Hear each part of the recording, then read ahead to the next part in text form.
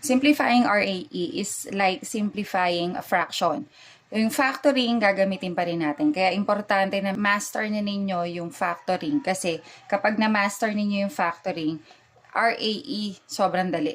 Okay, so yung kaninang pinakita ko, nag-cancel out dito, hindi siya pwede. Okay, so yun yung tinatawag ko, ang term ko doon is mortal sin. Kasi pag mortal sin, hindi mo dapat gawin.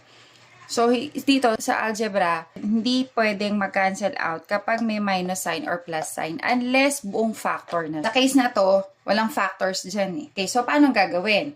Paano natin masisimplify? Tingnan natin kung may factorable. Okay, yung numerator is factorable. This is the difference of two squares. Yung denominator, this is relatively prime. So, okay na yan. Kukopihin na lang natin. Factor natin ang dapat i-factor, which is yung numerator nga. And ang factors niyan ay x plus 5. The quantity of x plus 5 times the quantity of x minus 5 all over x minus 5.